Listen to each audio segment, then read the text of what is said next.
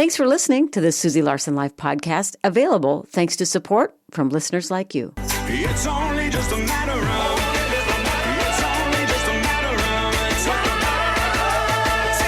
sing, so the back row is your glide. 'Cause walking just won't do dance. You don't have to know how to. Ever since grace got you there. Welcome to Susie Larson Live. Always so honored to get to spend this time with you. In fact, I look forward to bringing you conversations every single day that hopefully inspire you in your faith walk, that deepen your understanding of God's Word, and that heightens your awareness of His very real presence in your life. So I've got a few questions for you. Just want you to ponder with me if you would. What are we to do with the desires of our hearts? Some say we're supposed to crucify them. Others say we'll follow them. What are you supposed to do with the desires that seem good? And how about those ones that don't seem so good, those unwanted longings? Do you shove them into the basement of your soul? Do you admit them? What are you supposed to do? What does the Bible say? How does God feel about our desires? And how do we discern if our longings are from Him or from the enemy? Dr. A.J. Swoboda joins me today to talk about his new book, The Gift of Thorns, Jesus, the Flesh, and the War for Our Wants.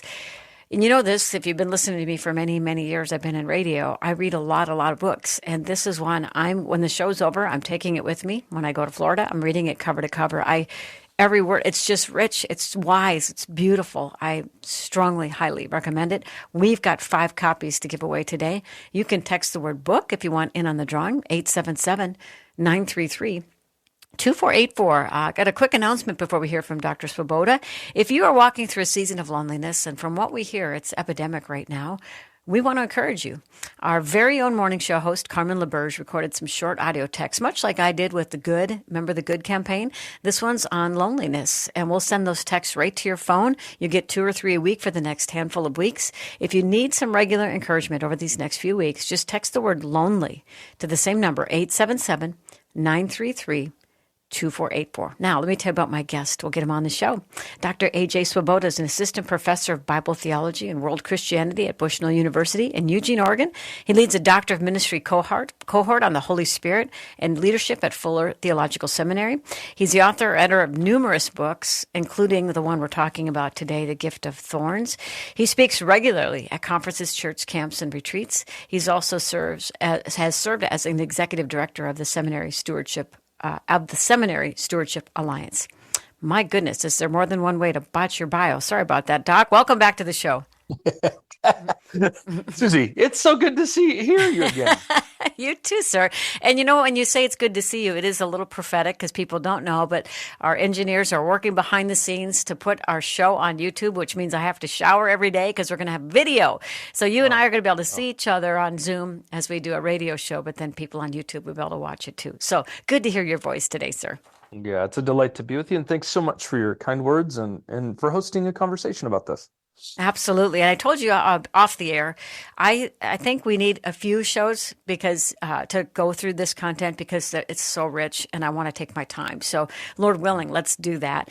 But before we dig into the content, you know this, you've been on plenty of times. Every day I ask the same question, and it's this: what's the Lord been talking to you about just in your times with Him these days? What's He impressing upon your heart? Yeah, I've been reading a good deal recently in my Bible. I've been reading about the importance of confession and the role of confession in the health of a follower of Jesus. In particular, there's this passage in the book of James where James says that when we confess to one another that we will be healed. He doesn't say we'll be forgiven, we'll be healed. And I'm learning that confession not only helps me access God's forgiveness endlessly, it literally heals my body, it heals my mind, my soul, and that I need some place to talk about my brokenness. So I would say confession has been a very, very important thing for me recently. Interesting, because I've been thinking about that same thing. Confess your sins to the Lord and He forgives you. Confess your sins to one another and you're healed. And it just goes to show you we can't be transformed. We can't mature or grow outside of a true and deep, authentic community. You know, we really need some of these people that we don't pretend with, that we're honest with, and that we go to the cross together with. So I love that. So good. Yes. Well, you're a busy guy. So how did the topic desire kind of spring up within you to the point where you thought, I've got to make some time to write a book on this? Yeah, well, if it weren't for the fact that I was a professor and had 4 to 5 college students in my office every day, Hmm. bringing um, unwanted desires to the conversation. What do they do with, sexual desires and vocational desires and good desires?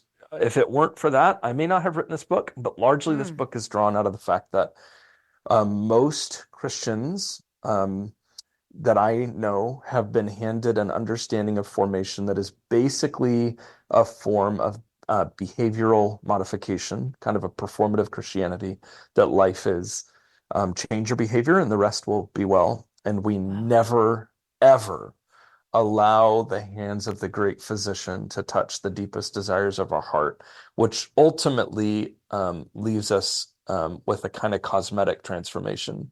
We're not really transformed if our inner desires are not transformed. So I think it's largely birthed out of that. But I have some stories in my own life that certainly have brought to the fore the need to write a book about human desire and what in the world God has to say about it. Wow, so it's so rich, so good. Well, in the opening of the book, you talk about the desires of two notable men, two very different men, Thomas Merton and Bertrand Russell. So talk about their stories and just their desires, really.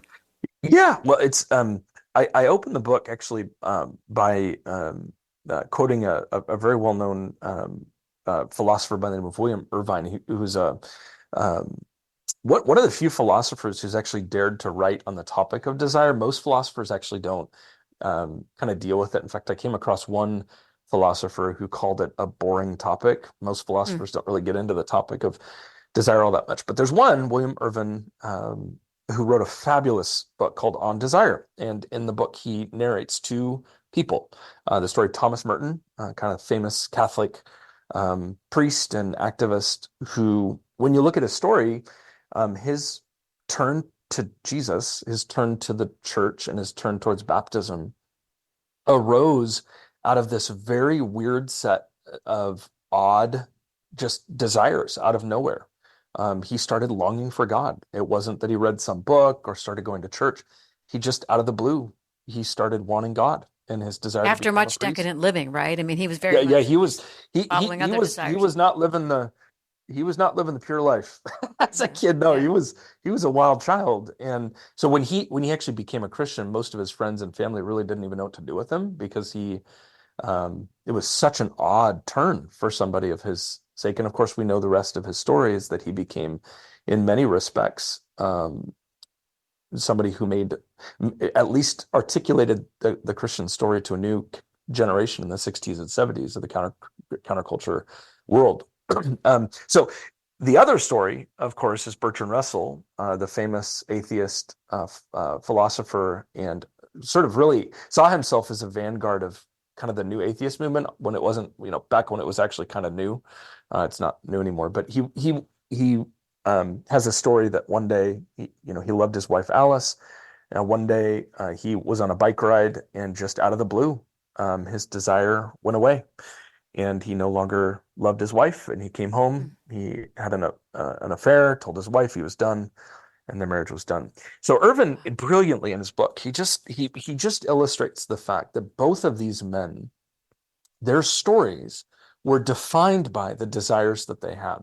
More importantly, their stories were defined by what they did with those desires. And I think that those two stories, it's a launching point for me.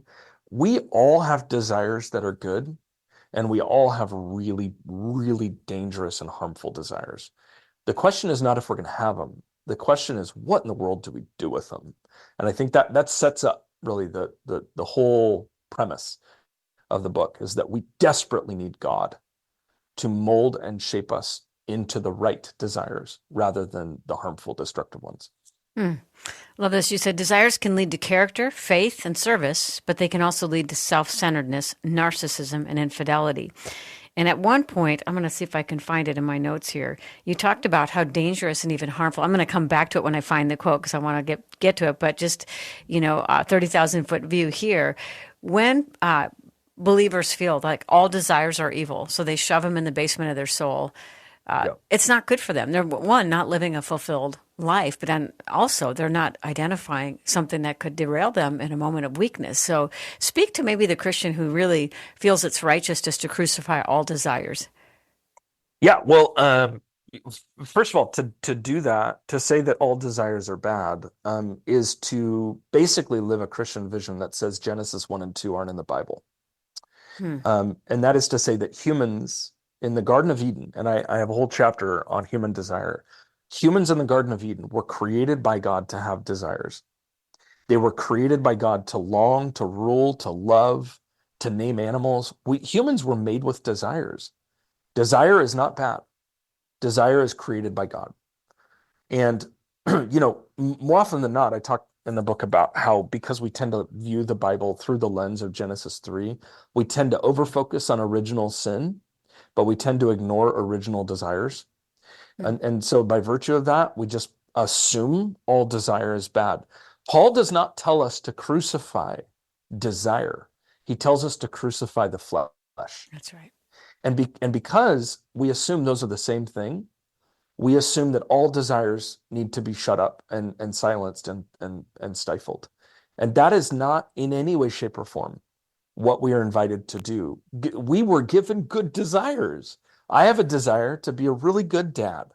Am I supposed to crucify that?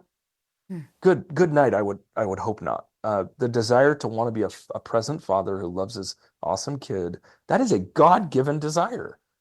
And so we are called to crucify the flesh, not crucify desire. But because we tend to have such a low view of desire, we lump them both together, and then we become Christians who walk around without desires.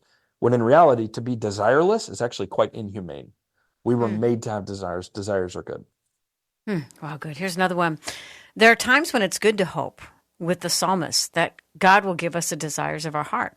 But there are also times when the desires of our heart are distorted and untrustworthy and deathly to their end. The Christian calls to follow the one who made us out of his desire and gave us our own. I wonder, as I'm thinking about that and thinking about what you said, if people are afraid to hope, like let's say there are good desires, but they shut those down too because they don't want to be disappointed. But then what's the result? They're living a hopeless life, and yet there is a mystery to God's ways. And as you say, plenty of times in the book, he doesn't always give us what we want. So what about that person who, it's not maybe this rigid religious, I'm crucifying every desire, like it's noble to be, unhappy or something, but they're a person who would love to hope, would love to dare to dream a little bit, but they're just terrified of disappointment. What do you say? How do they navigate that? Okay, so in Genesis 1 and 2, interesting little Bible vignette, which is kind of interesting. The one of the main differences between the humans and the animals in the creation story is that when God creates the animals, he creates them in pairs simultaneously. So they are made together at once. The male and the female together are made at the same time. Yet when God creates the humans, he does something very different. It's an alternative kind of creation method. God first creates the man. And only later, after he experiences loneliness, does he create the woman. And this is the only species in the garden story that experiences an unfulfilled desire. It is the only species that has to experience what one scholar called unfulfilled desire, or you could say it is the only species that is created to long for something. Those longings are God-given. We were made to long not only for God, but for each other. We were made to long for fulfillment. We were made to long for God to reconcile us. We were made to long for the future. It is important that we have those longings, but we also need to recognize that often in having those longings, there will be a profound season of delay and waiting. And right now, we await Jesus's return, don't we?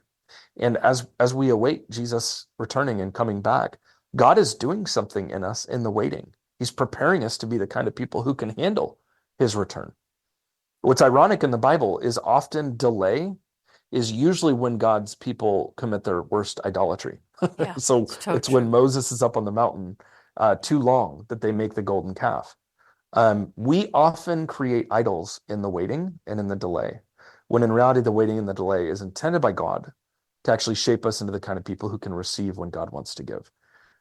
You are made to hope, but you also need to recognize that hope that is deferred, at the end of the day, hope is preparing you for something you can receive, but it's probably not going to come at the exact moment you want it.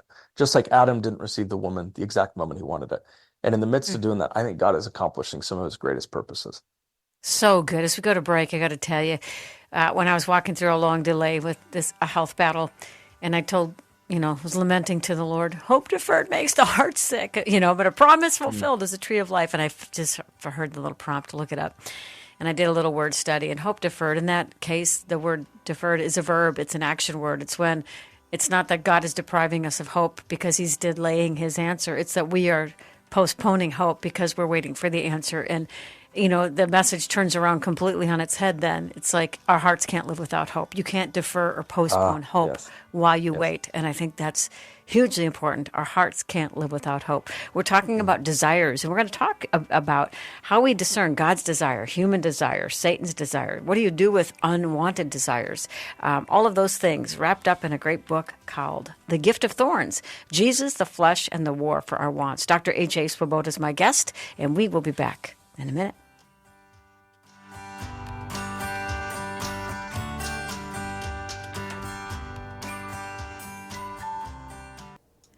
This is Susie Larson, host of Susie Larson Live. I don't know about you, but I love consistent nourishment. I love to fast on occasion. There's a purpose in that. But if you go too long without eating on a regular basis because you're too busy, your body actually goes into crisis mode. Well, in the same way, your soul, your spirit, they need nourishment too. And that's why it's so important to be listening to scripture, listening to good teaching on a consistent basis throughout the day. That's why we're here. We love what we do, and we want to do it with you. If you listen on the radio, on the terrestrial signal, we encourage you, download our free Faith Radio app. That way, if you're traveling this season, you can take us with you wherever you go. You can catch the live shows or even the podcast after the fact, and we've made it easier than ever. All you have to do is text the word app to 877-933-2484 and then click the link. I hope you will walk with us on this journey. Greater things are yet to be done in and all around us because God, well, he's on the move.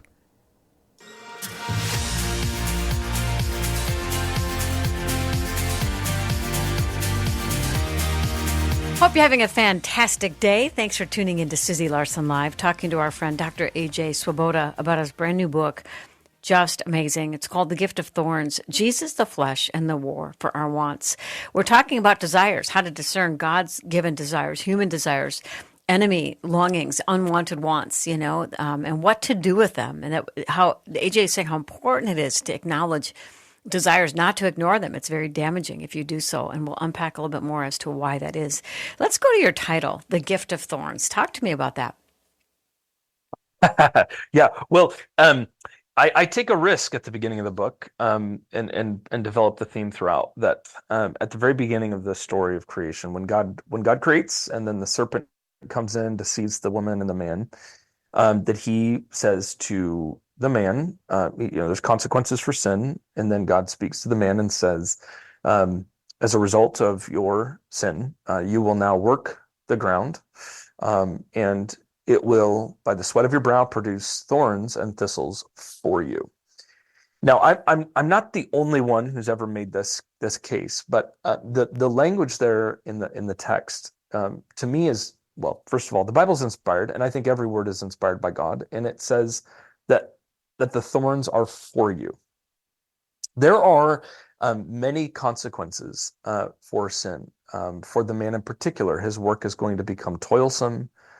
It's going to become an existential crisis. He's not going to, as I say in the book, the man will now make his work his God.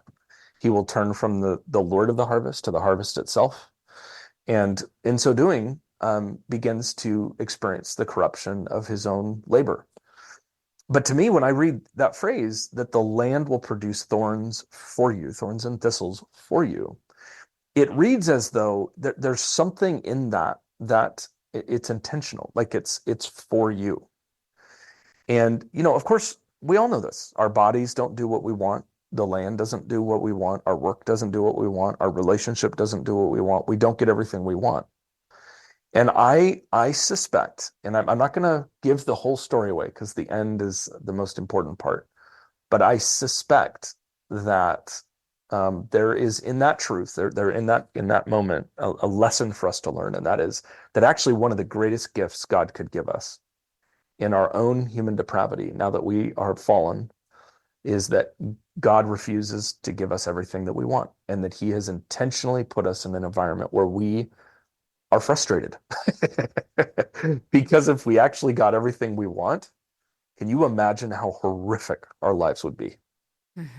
So I make the case that actually um, us not being able to get everything we want is one of God's greatest gifts. Wow. And that, in fact, in the Bible, the idea of wrath, ironically, is less lightning and God, striking us with curses.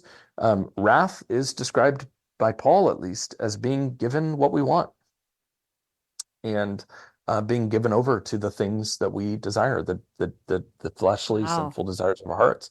So I think, Susie, what I'm trying to say is the worst thing God could give us as sinful people is everything that we want. Hmm. I So, have to refer yeah, to the great theologian Willy Wonka in this yeah, because yeah, yeah, when you think about that movie from all those years ago, I know there's a more contemporary version. I haven't seen it, but I just remember when my kids watched Willy Wonka when they were young. You see the evidence of a spoiled child who gets everything they want, and the one who's had to yes, struggle, he's the one with virtue. And, when you talk about don't spoil your kids or don't spoil your food, it's ruin. Don't ruin your yeah, food. And it yes. would ruin us as much as we ruin our kids when we give into their every whim. But somehow we don't like that lesson and we don't always learn it. Yeah. Well, I mean, right now I have by the way, shout out. One of my favorite podcasts is the Intentional Parents podcast. My friend Hmm. Phil Comer and Brooke Moser do this beautiful podcast. One of the things I'm learning about parenting is that we live in kind of this moment where parents are feeling tempted to want to sort of bend to their child's every whim and want. Sociologists talk about how parents are less parents now and they're more parents. They want to be peers with their kids rather than be Wow. parents. Interesting. Hmm. Um, and the result is that it really destroys a kid when they get everything they want. I mean, it is horrific for their well-being to only get yeses because it sets in motion a kind of character that doesn't that unless there's some intervention doesn't stop. I mean, to the great Willy Wonka, as you say, to the great Willy Wonka, like Charlie is the one who can pass the Wonka test because he spent his childhood caring for his grandpa, and he spent his childhood having to struggle and suffer. There is so much virtue and giftedness in being in a world that causes consternation and pain. Wow. So I suggest that is a gift from God, Hmm. and it is played all the way out to the story of Jesus. But I'm not going to give it away. But it is played out in one of the most important, if not the most important moments in the entire Bible, in the story of Jesus. I was thinking of a portion of my story where the delay was 12, 13 years long. And I had a deep, deep, deep longing, and it wasn't coming. But when God finally did shift, things and moved us, we stepped into the next thing that he had for us as if we were always ready for it. And I can see now we weren't ready for it before. Yeah, Longing isn't an indicator. Even gifting is not an yeah, indicator of your readiness. And yeah, he's a yeah, good father. And, yeah.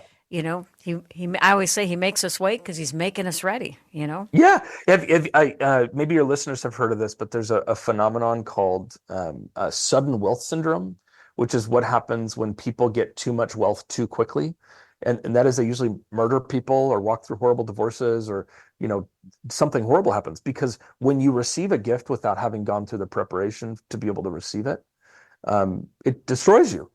Yeah. I mean, it's actually the whole story of the book of Judges in the Bible. It's sudden wealth syndrome. Israel has now received the land, but they were not ready for it.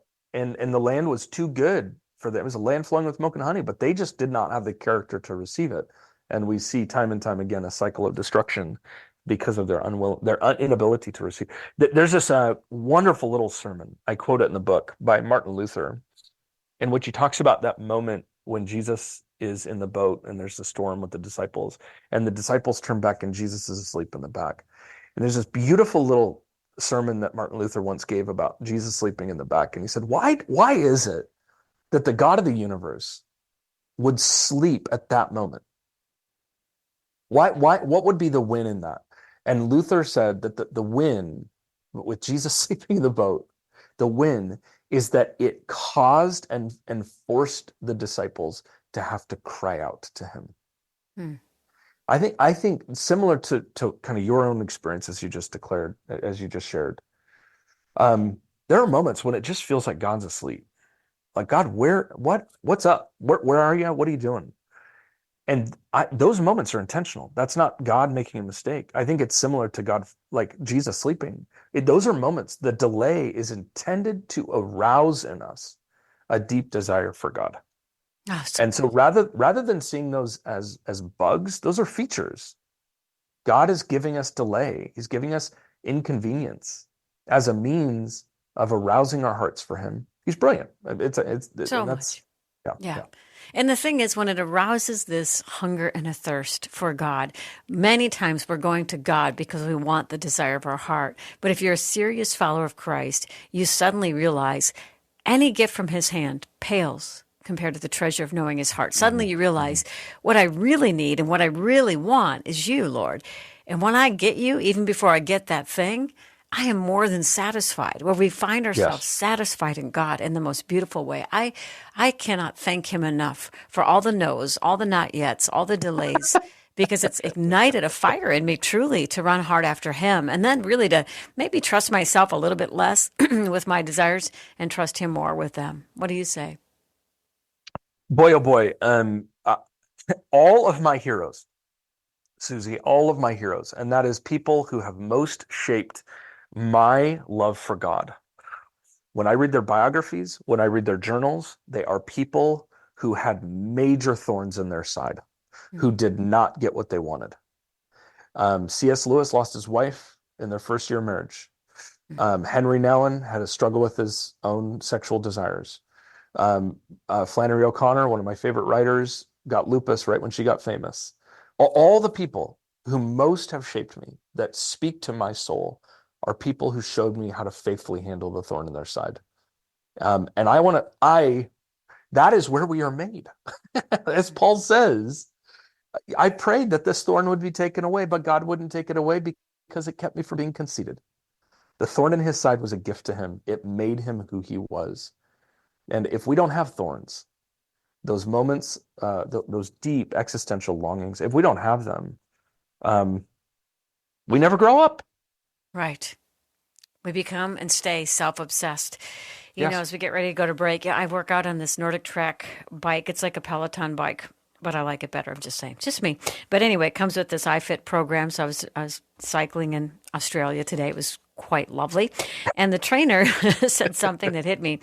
He says, there's pain that hurts and there's pain that changes. We need to embrace the kind of pain that changes. I thought that's such a good word, but it still rails against our desire to have what we want when we want. But pain that changes, I think anybody who's just a serious follower of Christ who says, I'm in, where else am I going to go? So, you know, through the storms, through the trials, those are the people, as you just said, when they refer back to the most formative parts of their journey, it's the pain, it's the thorns, because somehow, somewhere, when you lean into the Lord in those places, the enemy does lose real estate. You know, he loses access in some ways because you get a little wiser to his schemes and you find something deeper in the Lord that you can't get from getting everything you want. Any thoughts before we go to break? You should have written this book. I mean, you're hitting. Stop. Yeah. No, I mean, you're hitting. You're hitting it on all sides here. And I wish it's hard actually to bring up this conversation with Americans. Because Americans, we have interpreted literally the American dream as getting everything you want.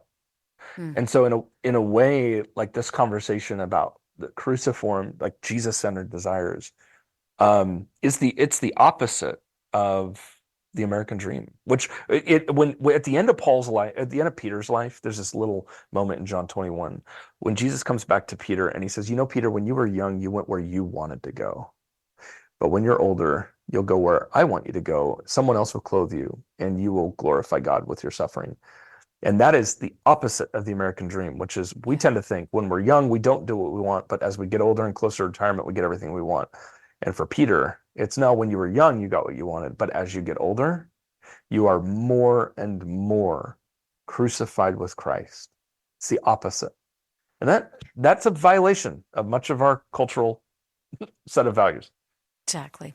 Wow. When we come back, I want you to talk about the story from Mark 5 that you write about in the book. I thought it was such an interesting angle. You look at three players, the demons, the townspeople, and the man who was restored. And interestingly, friends, as we look at the story from the perspective of desires, it seems like the two bad guys got what they wanted when they asked Jesus for their desires. He acquiesced, but when the man who'd been healed and restored, he said no to him. Why does it seem at times like the evil prosper? Like you read even in Psalm 37, don't fret, don't rage. It only leads to, harm. You delight in the Lord. You trust in him. There's this massive contrast in Psalm 37 between the wicked and the righteous. And when we just rage because it seems like they're being treated better than we are, we've got a wrong view of God. So I want to look at this story from that perspective, talking to Dr. A.J. Swoboda. His book is The Gift of Thorns, Jesus, the Flesh, and the War for Our Wants. Such a beautiful book. It's a hardcover book packed with wisdom. We got 5 copies to give away today. You can text the word book to 877-933-2484. We'll be back in a minute.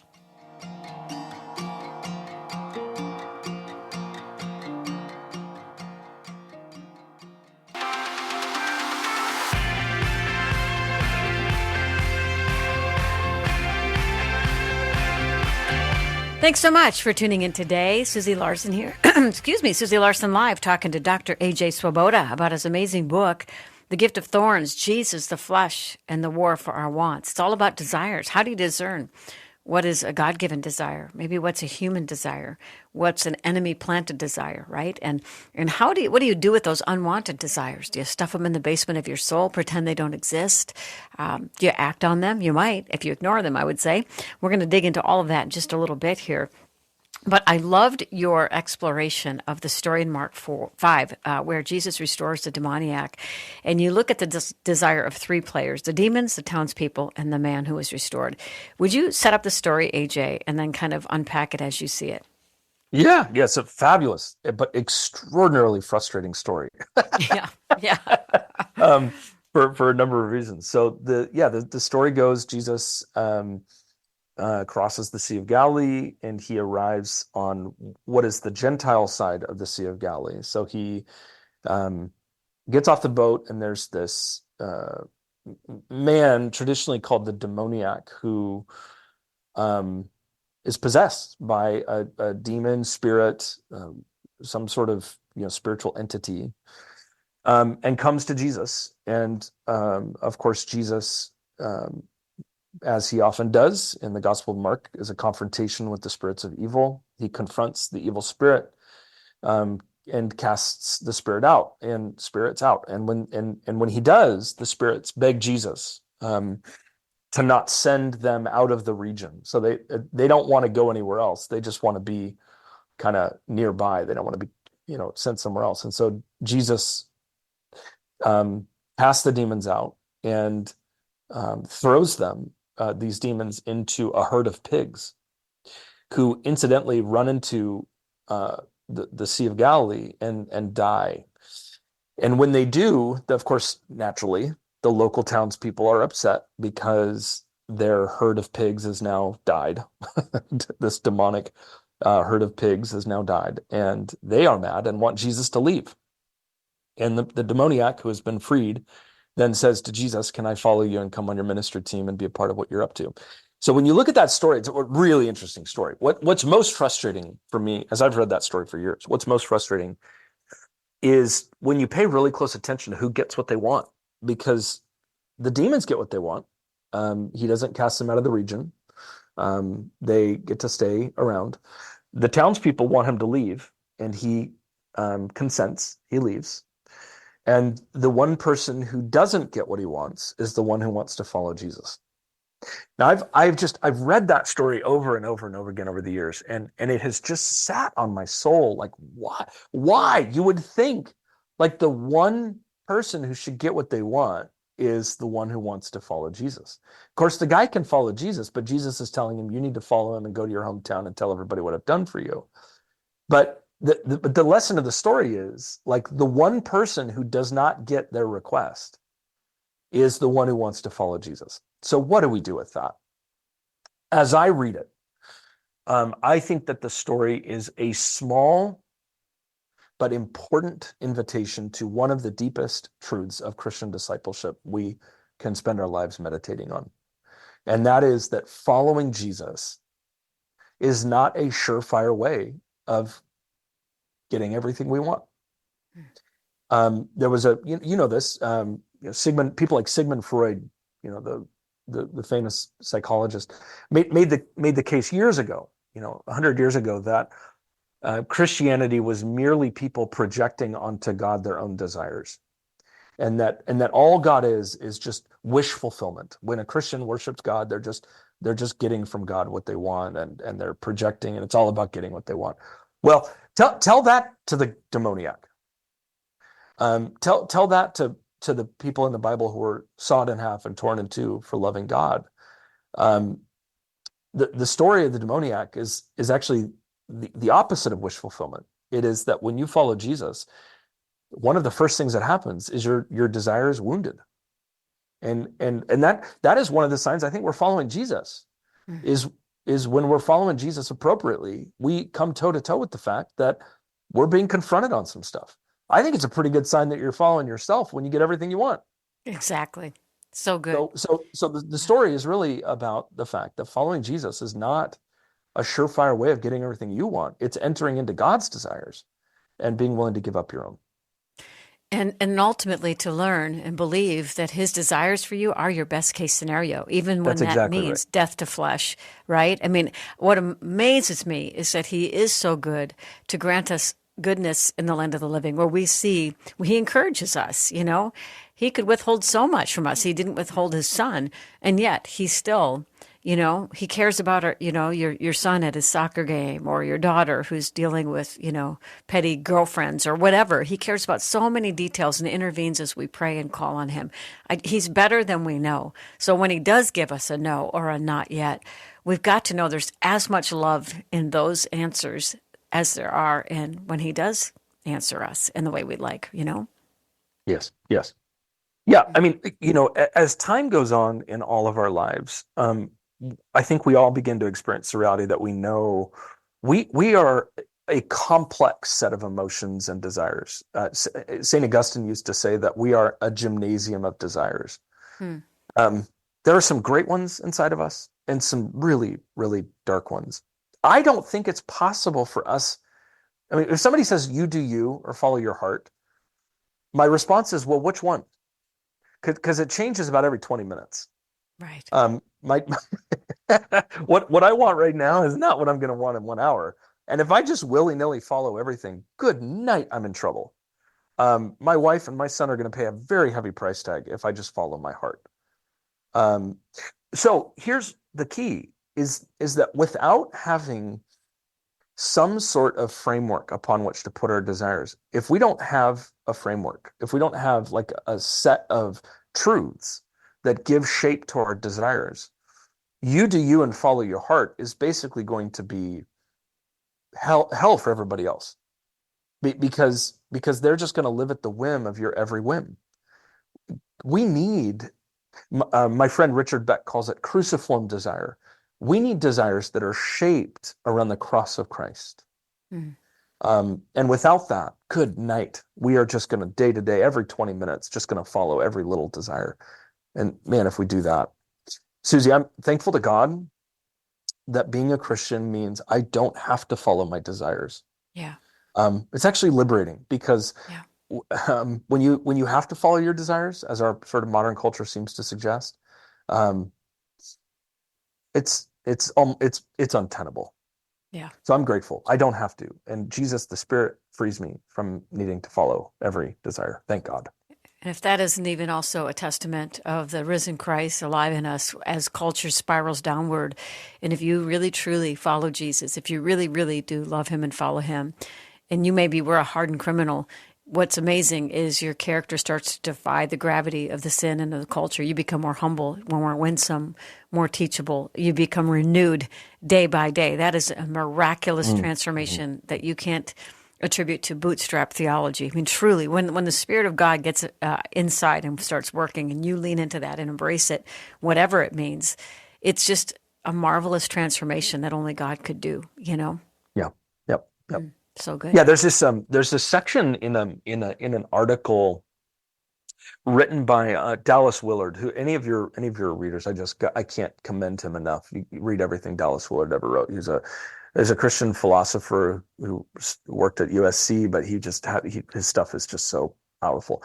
He had this little chapter that he wrote in a book called it was called Nietzsche versus Jesus Christ.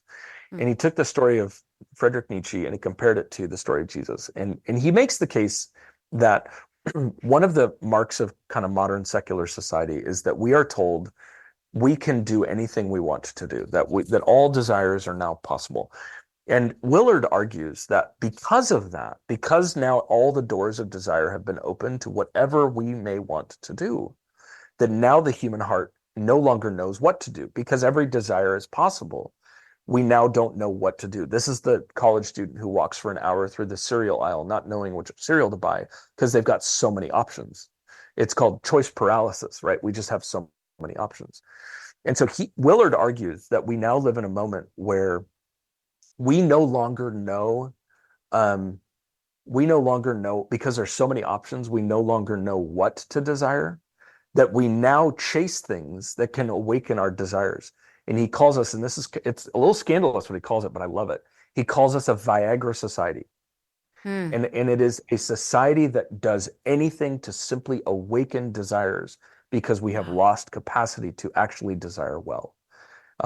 And I see that in students. I see that in my neighborhood. When every possibility is now open, the human heart shuts down. It doesn't know what to do with all the options. Wow. Humans need boundaries. That's why when God in the Garden of Eden says, you can eat from any tree in the garden but one, there is almost universal freedom, but there's still a boundary. And that boundary must be honored. And without the boundary, God, even there is still a no in the Garden of Eden. Humans, even in their sinless state, need a boundary. We're going to pause here. When we come back, I want you to talk about what do we do with the base desires when we were talking about the unwanted longings. What if, someone's listening today going, I want to follow God, but if I'm honest, I mean, you actually tell a really interesting story about the Boston Marathon bombers and how they found them through their own the bombers' internet searches, and then you go on to tell another story of just sort of a revealing of people who were using an escort service. Their names were hacked and then suddenly people's private life was posted publicly. Like people deal with base desires. And as a Christian, you might be dealing with something like that and you don't know what to do with it and you're terrified of it. So I'd love to know, Dr. AJ, what would you say to that person who is maybe afraid of what's bubbling up inside of them? And then when as we wrap up the show, we're going to just wrap up and pray that God would lead us in the best way we should go. Talking to Dr. AJ Swoboda, his book, The Gift of Thorns. We'll be back in a minute.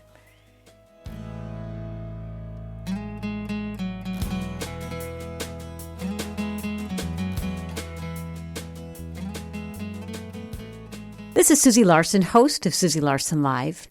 Solitude is one thing, loneliness another. We can enjoy rich times with God in solitude, yet we can be in a large crowd and feel all alone.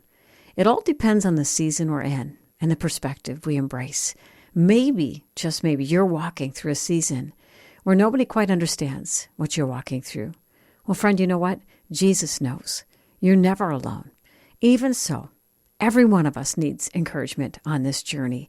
We would love to encourage you today. If you need some texts of audio encouragement, we would love to send those to you. Text the word lonely to 877-933-2727. 2484. Again, text the word lonely to 877 933 2484. Want you to be reminded that you're not alone. He is with you. We're with you too. Connecting faith to life, Faith Radio.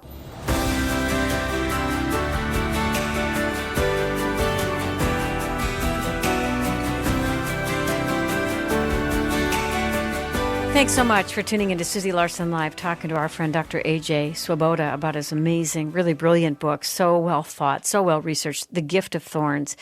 He says, if the trusted hands of the great physician aren't permitted to touch our unseen desires and wants, then our salvation remains cosmetic and performative.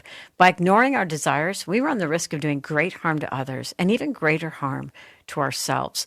I want you to talk about that. And I also I just was feeling as you're talking, someone's listening today who's terrified of some base desires, maybe that they've even nurtured and fed in times past and they have a vulnerability towards now. What should they do? Yeah, by base desires, I think let's define our terms. I think what you're asking, and what I'll respond with is, if you love Jesus, it is likely that you have some desires in your heart that you know are not reflective of what God desires. And that is to say, we all have unwanted desires. We all have things that we wish we didn't want. I'm 42 years old. I'm slowly beginning to do a swan dive into my midlife crisis. And as I do that, I am grieving the fact that at 42 years old, I still wrestle with the same desires I had in my heart when I was 16 and gave my life to Jesus. And I wish I could be on this program today and say that all of my flesh has just disappeared and gone away, and it hasn't. And it is a daily, constant, never-ending process of once again placing my flesh on the cross with Christ. We've all got him. We just don't often talk about him. Yeah. I have really grown to appreciate a book by Jay Stringer called Unwanted, in which he talks about unwanted sexual desires. And he, in his fabulous book, he talks about how, when we look at our search history and the things that we look at on the computer, more than anything, that's a transcript of a lot of the things that we want. And often we don't even pay attention to what we want. We erase the search history before anything happens so that we don't have to deal with it. And one of the things he invites us to do, again, as a Christian therapist, is he invites us to actually pay attention to the things that we want. Where do those desires come from? Why do we long for those things? Where did that start? Because if we're not curious about that, if we don't actually give space for the Holy Spirit to speak into why we want what we want, then we'll just keep shoving it in the basement and it'll keep coming up and biting us if we don't pay attention to it. So what do we do with them? And I'd say three things. I would say three things. I would say, first of all, I would invite anybody who's listening to this to see that thing as God's invitation to you to cultivate the virtue of dependence. And that is that struggle, that desire that you have,